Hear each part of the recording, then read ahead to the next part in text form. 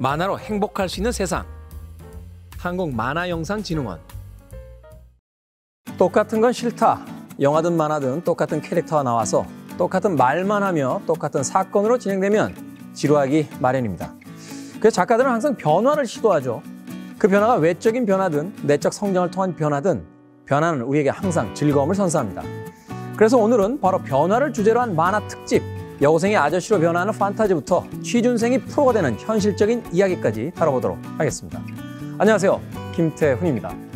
오늘은 변화를 주제로 한 수많은 지원사업 작품들 중에서 촌스러운 디자인팀이라는 작품을 가지고 나왔습니다. 흔히 말하는 병맛이라고 해야 될까요? 우리들의 예상을 뛰어넘는 웃음과 또 현실에 대한 아주 날카로운 비판이 날이 서 있는 그런 작품인데요.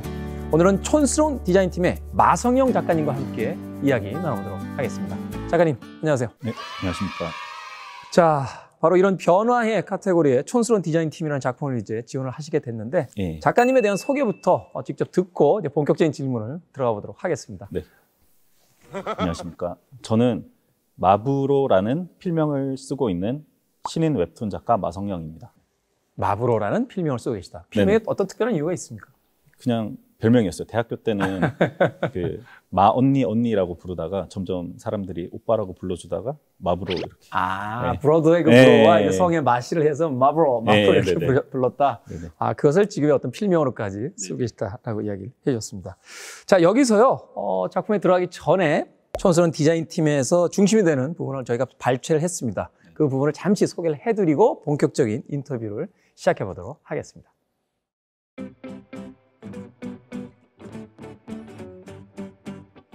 자, 이제 밥 먹고 농장일 하러 가볼까요? 이 복장으로 갈아입어 주시면 됩니다. 활동성 업, 몸빼바지, 방어력 업, 작업용 장갑, 방어력 업, 팔토시, 자외선 차단, 통풍 메쉬캡, 섹시 도발. 모자는 생각보다 괜찮은데? 뒷부분이 메쉬 소재라 여름 모자라 괜찮겠어. 다 갈아입으셨으면 장화를 신어주세요. 저 폴로 셔츠, 언뜻 보면 칼라깃에 적힌 문구가 촌스럽게 느껴지지만 2010 남아공 월드컵에 맞춰 유니폼 형식으로 만들어낸다면 국뽕으로 충분히 판매 가능할 거야. 주주씨, 저 토깽이 밥 좀 주고 올게요. 저 장화, 겨울을 강타했던 양털 부츠 열풍처럼 여름 상품으로 개발 가능할지도 몰라. 야, 너 또 뭐하냐? 그리고 로고를 빼앗긴 지금 우리의 새로운 주력 아이템, 캐릭터. 자, 작품에 대한 아주 중심적인 발췌 부분을 지금 보고 오셨을 텐데요. 이게 도대체 무슨 이야기일까 궁금해하시는 분들 많을 것 같습니다.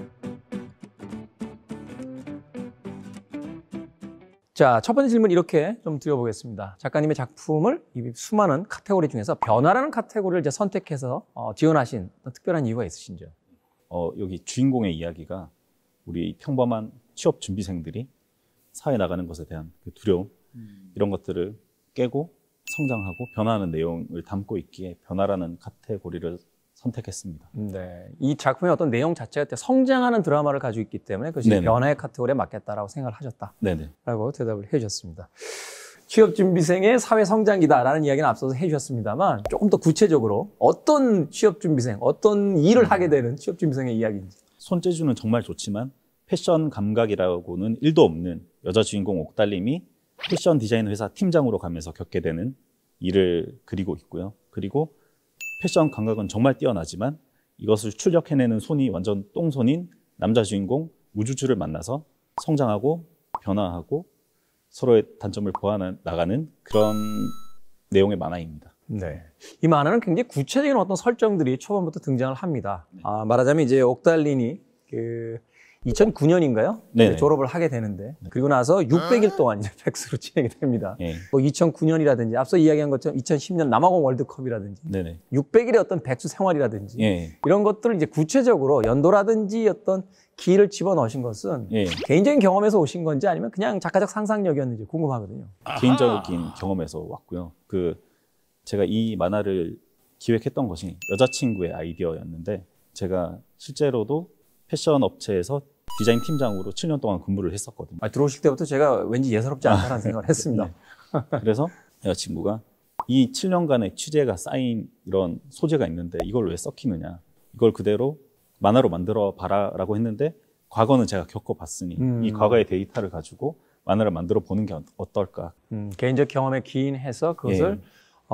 가지고 현재의 어떤 젊은이들이 겪고 있는 이야기까지를 확장시켜보고 싶었다. 그러기 위해서는 좀 더 구체성이 필요했는데 그게 바로 2009년과 10년이라는 작가님이 직접 회사 생활을 경험하셨던 바로 네네. 그때였다. 네. 그런 생각을 해주셨습니다. 작품에 대한 아이디어를 가져오는 것도 굉장히 궁금합니다. 그리고 역시나 이제 가장 인상적인 건 두 사람이 이제 입사를 해서 들어가게 되는 그 회사의 이제 대표부터 예. 굉장히 독특해요. 네네. 특히나 회사의 이름을 지을 때 예. 그 아주 옆에 있는 커다란 그 성공한 기업의 이름을 슬쩍 흉내를 내서 예. 트렌트를 트렌드로 이제 바꿔서 만드는 어떤 그 장명 방법이라든지 네네. 이런 약간의 어떤 병맛들의 코드가 이 작품을 굉장히 입체적으로 보이게 하는데 예. 그런 아이디어는 어디서 가져오신 건지 궁금해요. 이것 또한 경험에서 얻었는데요. 제가 다녔던 회사가 대표가 동대문에서 시작을 하신 분인데 그분이 성공한 그런 사업자의 그 회사를 보고 그 브랜드를 보고 획만 하나 바꿔가지고 자기 회사를 차렸다는 거를 저희한테 되게 자랑스럽게 말씀하시는 거예요. 그래서 그것을 숨기려고 하는 게 아니라 오히려 자랑스럽게. 네, 그래서 좀 너무 깜짝 놀랐는데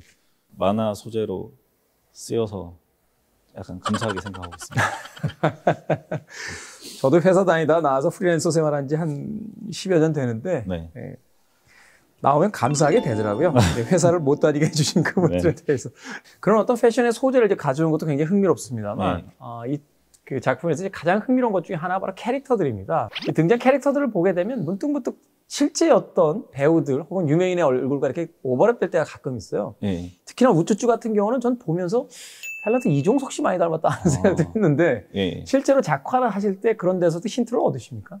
네, 여자 주인공 같은 경우에는 여자친구한테서 좀 따오기도 하고, 아, 진짜입니까? 예, 남자 주인공은 아이돌한테서 따오기도 하고. 아니, 그럼 남자 주인공은 작가님한테서 따와야지 왜 아이돌한테서 따왔어? 그러면 이제 그 구매력이 떨어지기 때문에 그럴 수 없었고.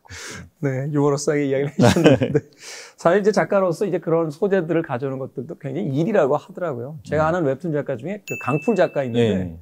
강풀 작가 작품 만들 때마다 네. 주변 그 SNS 친구들에게 이름 공모 받습니다. 주요한 캐릭터 중에 악당 캐릭터, 죽는 사람 캐릭터 있는데 이름 빌려주실 분 하면 이제 지원자를 받아서 그 이름을 쓰는 뭐 그런 그 에피소드도 100% 창작보다는 현실에서 그렇게 소재를 가져왔을 때 좀 더 현실감 있는 이야기가 만들어질 수 있기 때문에.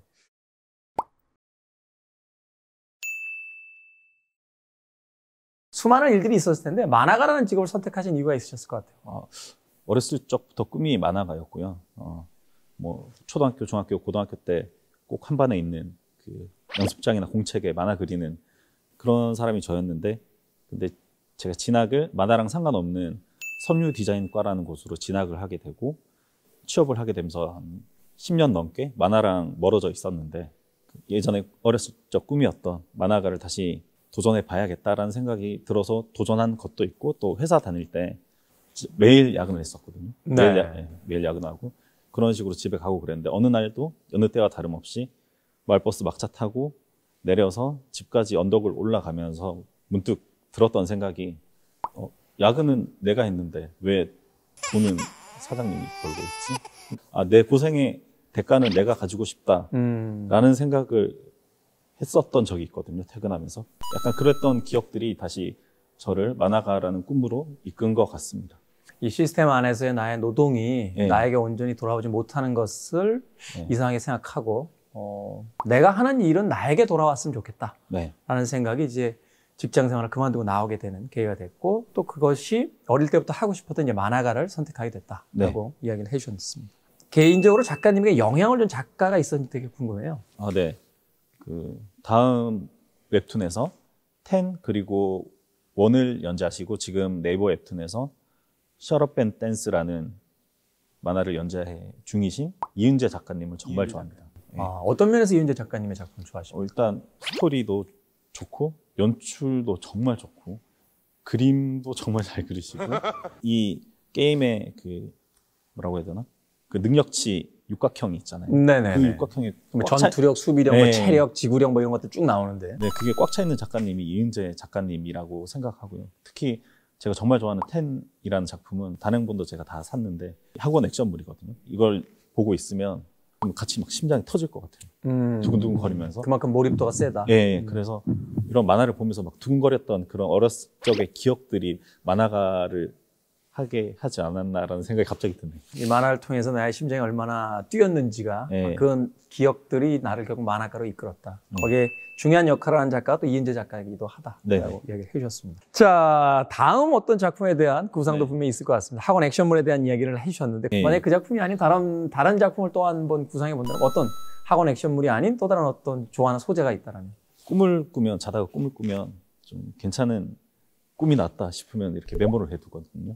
꿨던 꿈 중에 잔인한 꿈을 꿨는데 이거를 성인 만화로 만들면 괜찮다라는 생각이 들어서 약간 영화로 치면은 김봉남 살인 사건의 전말 같은 분위기. 이거 엄청 끔찍하잖아요. 그 섬에서 네. 멀어지는 그 네네. 말하자면 이제 슬래셔 무비에 가까운 예. 그런 영화인데. 네, 그런 약간 무서운 꿈을 꿔서 너무 강렬해서 이거를 좀 다듬어서 좀 자유로운 표현이 가능한 이 성인 쪽으로 해서 다음 만화를 한번 기획해보고 싶습니다. 만화가 가진 가장 큰 장점 중에 하나가 아닐까 하는 생각이 듭니다. 본인이 표현하고자 하는 수위의 작품을 이제 네. 발표해보고 싶다. 네네.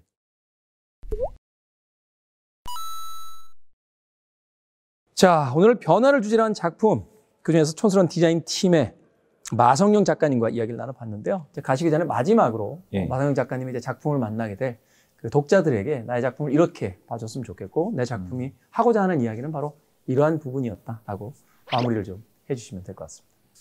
제 만화가 이 보시는 분들한테 너무 현실성 없어. 이게 우리 주변에 이런 일 안 일어나잖아. 근데 왜 이런 얘기를 해? 라기보다는 정말 내가 겪은 일이고 내 주변에 겪은 일이다 라고 느끼는 그런 현실성 있는 만화를 만들고 싶고요. 그러면서도 이 웹툰이라는 이 매체가 스낵컬처라고 말하잖아요. 네. 그 매체 안에서 저는 꼬북칩이나 허니버터칩까지는 될 수 없더라도 제가 어렸을 때부터 슈퍼 가면 있었고 지금도 슈퍼 가면 하는 종합 전병이라든지 뭐 왕소라 가자라든지 뭐 이런 식의 오랫동안 가는 그런 만화들처럼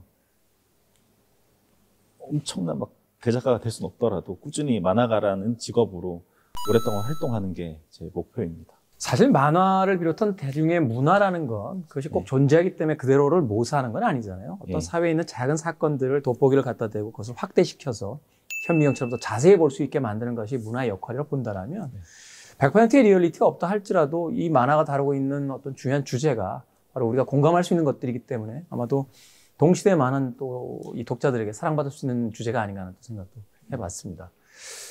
예전에 허영만 작가가 그런 이야기 하더라고요. 사실 젊은 날에는 항상 2인자였다. 네. 이연세 작가도 있었고 또 다른 많은 작가들이 있었다. 그런데 나는 그냥 계속 그렸다. 그것이 결국 오늘의 나의 어떤 위치까지 나를 데리고 왔다 하는 이야기를 했었는데 네. 마성영 작가님도 이렇게 롱런할 수 있는 작가가 네. 됐으면 좋겠다는 이야기 밝혀주신 것 같습니다. 예. 꼭 그런 작가 되시길 바라겠습니다. 자, 오늘은 변화의 카테고리에서 촌스러운 디자인팀의 마성영 작가님과 함께 이야기 나눠봤습니다.